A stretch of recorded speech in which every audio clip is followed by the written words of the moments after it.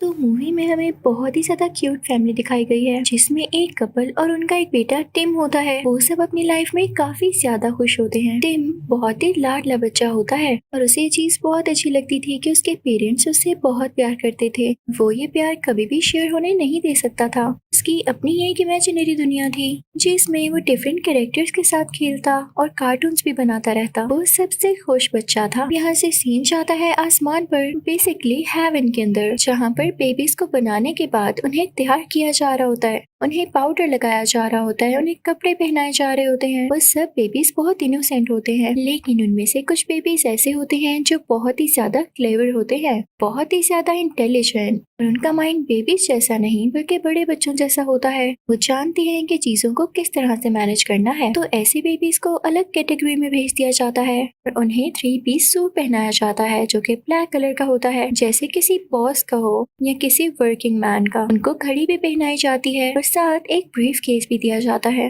और इन सब बेबीज की एक टीम बनती है जो कि बाकी बेबीज के कामों को मैनेज किया करेगी, ऑफिस भी जाया करेगी। है ना इंटरेस्टिंग। तो अब आते हैं हम मूवी की मेन स्टोरी की तरफ। अब हम देखते हैं कि टिम का एक छोटा भाई आने वाला होता है जिसके लिए उसके पेरेंट्स तो काफी खुश होते हैं। अब टिम अपने घर के बाहर खड़ा होता है तो वो देखता है कि उसका बेबी ब्रदर एक टैक्सी से उतरा है। उसने 3 पीस सूट पहना हुआ है और वो बड़ों की तरह चल रहा है। वो अंदर जाता है तो देखता है कि उसके पेरेंट्स ने उसके बेबी ब्रदर को गोद में उठाया हुआ है, उसको छोटा सा बेबी समझते हुए ही। वो टिम को बताते हैं कि ये तुम्हारा छोटा भाई है और हमारे साथ ही रहेगा। कितना क्यूट है ना ये। लेकिन सच पूछें तो टिम को वो बिल्कुल क्यूट नहीं लग रहा होता, क्योंकि उस बेबी ने आते ही सबको अपने पीछे जो लगा लिया था। पूरे घर में अब उसी की आवाज आती रहती। मामा पापा ने टिम को छोड़ के उस बेबी को टेंशन देना शुरू कर दी, जिससे टिम काफी सैड हो गया। टिम इस बात से काफी उदास हो जाता है कि उसके मामा पापा अब उसे स्टोरी तक नहीं सुनाते और उसे अकेला सोना पड़ता है। उसे अपने छोटे भाई पे काफी गुस्सा आता है,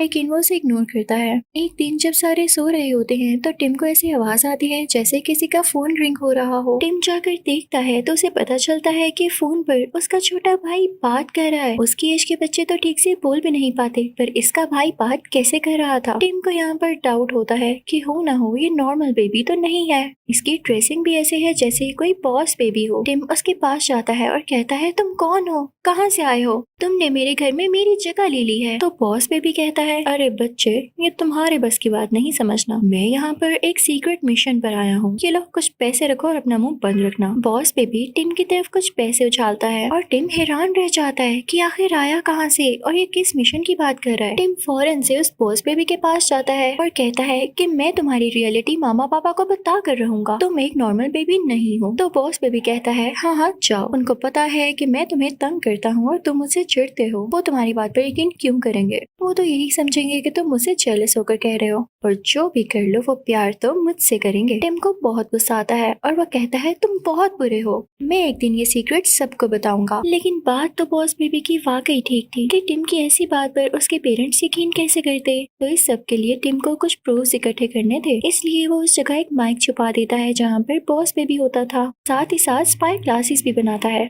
अब वो नोट करता है कि बॉस बेबी एक मीटिंग रखता है जिसमें वो बाकी बेबीज को बुलाता है। बाकी सारे समझ रहे होते हैं कि बेबीज अब इसमें खेल रहे हैं, लेकिन उनको क्या पता था कि ये कहानी ही कोई और है। अब ये बात बॉस बेबी को भी पता चल जाती है कि उसका भाई उसकी आवाज रिकॉर्ड करने की कोशिश कर रहा है। तो वो वहाँ से हटकर दूसरी जगह पर आ जाता है और बाकी बेबीज से कहता है शोर मचाओ ताकि मेरा भाई कुछ सुन न सके। अब बेबीज ऐसा ही करने लगते हैं तो टिम को ठीक से आवाज नहीं आ पाती। बॉस बेबी अपनी मीटिंग शुरू करता है जिसमें वो बाकी बेबीज को प्रोजेक्टर के थ्रू स्लाइड्स चलाकर बता रहा होता है कि ये देखें, ये हैं डॉग्स यानी पपीज, इन्होंने हमारी जगह ले ली है। इंसान अब इनको ज्यादा प्यार करते हैं जबकि उनको बेबीज को प्यार करना चाहिए। हमें ये चीज रोकनी होगी कि पेरेंट्स किसी भी डॉग या पपी को घर में लेकर आए, बल्कि उन्हें बेबीज को टाइम देना चाहिए। बॉस बेबी बताता है कि एक पपी कंपनी है, हमें उसको जाकर रोकना होगा। अब ये सारी बातें टिम एक वीडियो रिकॉर्डर में रिकॉर्ड कर लेता है। जब उसकी टेप तैयार होती है तो टिम काफी खुश होता है और खुशी खुशी जाकर अपने पेरेंट्स को दिखाने वाला होता है, लेकिन सारे बेबीज उसे रोक लेते हैं। भागते भागते वो सब ग्राउंड में पहुंच जाते हैं टिम आगे आगे होता है, उसके हाथ में वो टेप होती है। उसके पीछे सारे बेबीज होते हैं जिन्हें देखकर टिम के पेरेंट्स काफी खुश हो रहे होते हैं कि चलो शुक्र है हमारे बच्चे आप इसमें खेल रहे हैं। टेप का पीछा करते करते बॉस बेबी गिरने लगता है, लेकिन उससे पहले ही वो टेप गिर जाती है और वो टूट जाती है। यानी अब टिम उस बॉस बेबी के अगेंस्ट कोई प्रूफ नहीं दे सकता था। तभी वहाँ पर टिम के पेरेंट्स आते हैं, वो बेबी को उठा लेते हैं और इस वजह से टिम को काफी डांट पड़ती है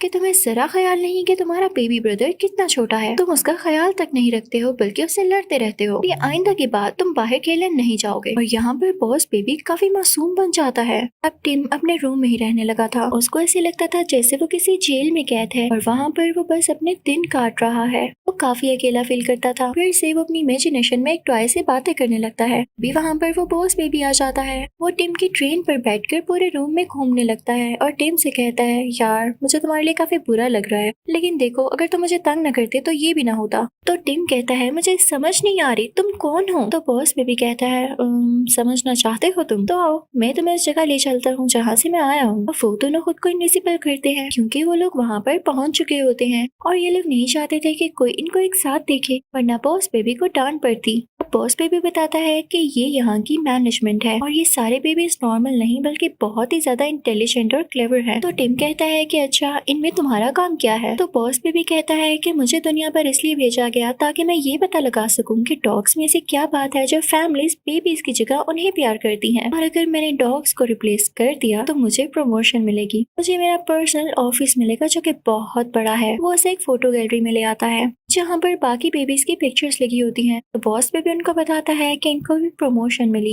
इन लोगों ने भी अपने मिशंस कंप्लीट किए थे और इनको भी अपना पर्सनल ऑफिस मिला था। वहाँ पर एक और बॉस बेबी की पिक्चर लगी होती है। टिम कहता है कि ये भी बॉस बेबी है। तो बॉस बेबी कहता है, नहीं नहीं ये तो सब बेबीज की बॉस है और इसीलिए तो मुझे मिशन पर भेजा है, लेकिन अपनी जुबान बंद रखो, ये ना हो कि मैं अपनी जॉब से ही निकाला जाऊँ। टिम कहता है कि अच्छा अगर तुम्हें जॉब से निकाल दिया गया तो क्या होगा। तो बॉस बेबी कहता है, तुम कैसी बातें कर रहे हो, जॉब से निकल जाने का मतलब है नॉर्मल बेबी बन जाना, और मैं पागल नहीं जो ऐसा होने दूं। तुम खुद सोचो टिम, अगर मैं नॉर्मल बेबी बन गया तो मुझे तुम्हारा भाई बनकर रहना होगा, मैं दिन रात तुम्हारे साथ रहूंगा, मामा पापा मुझे ही प्यार करेंगे, तुम चाहते हो ऐसा। तो टिम कहता है, नहीं नहीं मैं ऐसा नहीं चाहता, मैं तो कभी नहीं चाहूंगा कि तुम नॉर्मल बेबी बनो, तुम अपना मिशन करो कंप्लीट और जाओ यहाँ से। तो बॉस बेबी कहता है, बस फिर तुम्हें मेरी हेल्प करनी होगी। तो टिम कहता है, ठीक है मैं तैयार हूँ। बॉस बेबी अपने भाई टिम से कहता है कि ये तो तुम जानते हो कि हमारे पेरेंट्स जिस कंपनी में काम कर रहे हैं वो पपीज डिलीवर करती है, तो हमें उनके साथ उनकी कंपनी में जाना होगा क्योंकि वहाँ पर बच्चे तो वैसे ही अलाउ हैं, इसका कोई मसला नहीं होगा। पर टिम कहता है, भाई तुम तो जानते हो मेरा घर से निकलना बंद है। तो बॉस बेबी कहता है, इसकी भी टेंशन नहीं है, तुम्हारा घर से निकलना इसीलिए बंद है क्योंकि तुम मुझे तंग करते थे, मेरे साथ लड़ाई करते रहते थे। अब हमें मामा पापा को ये शो करना होगा कि हमें बहुत प्यार है। अब वो प्लान के मुताबिक यही करते हैं। टिम अपने छोटे भाई यानी उस बॉस बेबी का ख्याल रखना शुरू कर देता है, उसे स्टोरी सुनाता है। पर जब फाइनली उसके मामा पापा को रियलाइज हो जाता है कि टिम तो अपने छोटे भाई का बहुत ख्याल रख रहा है, तो वो उसकी पनिश खत्म कर देते हैं। यानी अब वो घर से बाहर जा सकता था। अब वो दिन आ जाता है जब ये दोनों अपने पेरेंट्स की कंपनी में जाने वाले थे। इनफैक्ट वहाँ पर जाकर इनको एक ऐसी फाइल चुरानी थी जिसमें उनका नया मिशन था कि अब वो किस तरह का पपी बनाएंगे,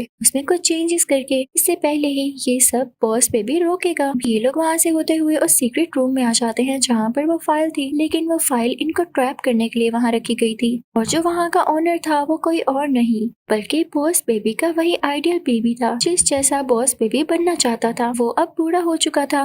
बॉस बेबी उसे देख के काफी हैरान होता है और कहता है, आप यहाँ कैसे। तो वो कंपनी का ओनर कहता है, मैं भी तुम्हारी तरह बेबी हुआ करता था। इनफैक्ट इन बेबीज के पास एक मैजिक मिल्क होता है जिससे ये हमेशा बेबीज रहते हैं और बेबी कंपनी के लिए काम करते रहते हैं ताकि किसी को शक ही न हो। अब वो कंपनी का ओनर बताता है कि जब मैं अपना मिशन कंप्लीट ना कर सका तो मुझसे वो मैजिक मिल्क लेकर मुझे कंपनी से बाहर निकाल दिया गया। मेरा भी ख्वाब था कि मेरा पर्सनल ऑफिस हो, लेकिन ये ख्वाब टूट गया और जब मुझे मैजिक मिल्क नहीं मिल सका तो मैं बूढ़ा होता गया और मैंने तुम्हें इसलिए यहाँ बुलाया है ताकि मैं तुम्हारा मैजिक मिल्क चुरा सकूं। और रही पपीज की बात, तो ये भी मेरा एक ट्रैप था तुम्हारी बेबी कंपनी को डाउन करने के लिए, क्योंकि मुझे वहाँ इंसल्ट के साथ निकाला गया। मैंने उनके अगेंस्ट ही एक कंपनी बना दी और देखो आज मैं कितना सक्सेसफुल हूँ। तुम्हारे पेरेंट्स भी मेरे लिए काम करते हैं, इससे ज्यादा एम्बैरेसिंग तुम्हारे लिए क्या होगा। अब वो कंपनी ओनर और भी बताता है कि मैं उस बेबी कंपनी में जाऊंगा, साथ ही साथ तुम्हारे पेरेंट्स को भी मार दूंगा। तो टिम कहता है, नहीं मेरे पेरेंट्स को तुम नहीं मारोगे। और बॉस बेबी ये सोच रहा होता है कि अगर उसकी कंपनी खत्म हो गई तो उसको प्रमोशन कैसे मिलेगी। तो दोनों डिसाइड करते हैं कि ये अपने पेरेंट्स को बचाएंगे और उस कंपनी को भी, ताकि बॉस बेबी वापस जा सके। ये लोग यहाँ से चले जाते हैं, लेकिन इन पर नजर रखने के लिए उस कंपनी ओनर ने अपने भाई को फीमेल ड्रेसिंग देकर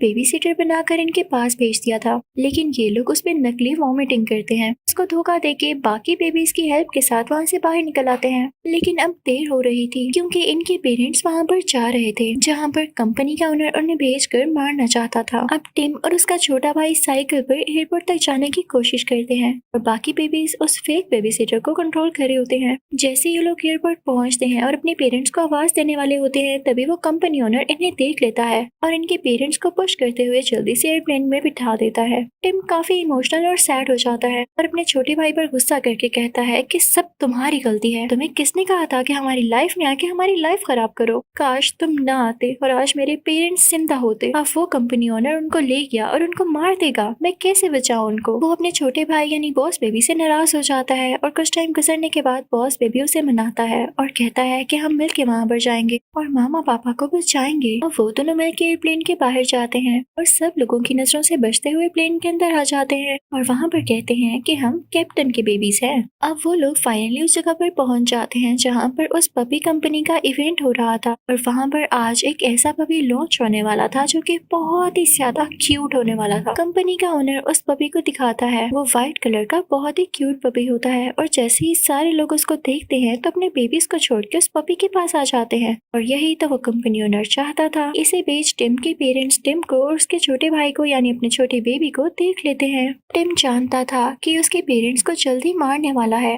ये लोग वहाँ पर पहुंच जाते हैं जहाँ पर एक रॉकेट लॉन्च होने वाला था और उसमें कई ज्यादा पपीज थे। तो ये लोग सोचते हैं कि हम इन पपीज की हेल्प से अपने पेरेंट्स को बचाएंगे, क्योंकि उधर ही एक हार्ट शेप बॉक्स में उसके पेरेंट्स होते हैं और उनको उस कंपनी ओनर ने बंद किया था। अब टिम जल्दी से उस रॉकेट का दरवाजा खोल देता है और सारे पपीज बाहर निकल आते हैं। अब वो बॉक्स उन पपीज के ऊपर आ चुका था। वहाँ पर वो कंपनी ओनर उस मैजिकल दूध के अंदर गिर जाता है और वो अब एक छोटा बच्चा बन चुका था। उसका भाई उसे उठा लेता है और अब बॉस बेबी का मिशन कंप्लीट हो चुका था। उसने उस रॉकेट को रोक लिया था जिसमें पपीज जाने वाले थे, इसलिए वो बहुत खुश होता है और टिम से कहता है कि अब मैं वापस जाऊंगा, देखना मुझे प्रमोशन भी मिल जाएगी। टिम भी काफी खुश होता है कि अब उसका भाई यहाँ से जा रहा है और सारा का सारा प्यार उसे मिलेगा। अब जाने से पहले वो सब थोड़ा सा सैड होते हैं। अब बॉस बेबी उन सबको, अपने छोटे छोटे फ्रेंड्स को और अपने भाई को गुड बाय कह के वहाँ से चला जाता है और उसके जाते ही कुछ छोटे छोटे रोबोट्स आते हैं जो कि उसके पेरेंट्स की मेमोरी इरेज करने लगते हैं कि आपके घर में कभी कोई बेबी आया ही नहीं था।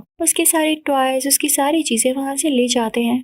टिम ये देख के काफी उदास होने लगता है और उसे अब यहाँ पे पहली बार अकेला फील होता है। दूसरी तरफ हम देखते हैं कि बॉस बेबी काफी खुश होता है क्योंकि उसे प्रमोशन मिल चुकी थी। अलग पर्सनल ऑफिस भी वो काफी ज्यादा सेलिब्रेशन करता है, लेकिन वो काफी उदास था क्योंकि उसे टिम और अपने पेरेंट्स याद आ रहे थे। दूसरी तरफ टिम का भी यही हाल था। नो डाउट उसके पेरेंट्स अब उससे बहुत प्यार कर रहे थे, बिल्कुल पहले की तरह, लेकिन वो अपने भाई की कमी बहुत ज्यादा महसूस करता था, यानी उसे उसकी कमी बहुत ही ज्यादा फील होती थी। तो वो उसे एक लेटर लिखता है कि छोटे भाई वापिस आ जाओ, हम दोनों मिल के रहेंगे, एक साथ बड़े होंगे। और जब बॉस बेबी ये लेटर पढ़ता है तो वो इमोशनल हो जाता है क्योंकि जब उसे प्रमोशन मिली तो उसके साथ खेलने वाला कोई भी नहीं था। वो हर वक्त काम में बिजी रहता और उसकी लाइफ काफी बोरिंग हो चुकी थी। तो वो भी प्रेफर करता है टिम का छोटा भाई बनना। और फिर हम देखते हैं कि वो नॉर्मल बेबीज की लाइन में चला जाता है और फाइनली टिम के पेरेंट्स के घर आ जाता है। टिम फौरन से जाता है और ये देख के काफी खुश होता है कि उसका छोटा भाई वापिस आ गया है। अब मूवी के लास्ट सीन में हम देखते हैं कि टिम काफी बड़ा हो चुका होता है।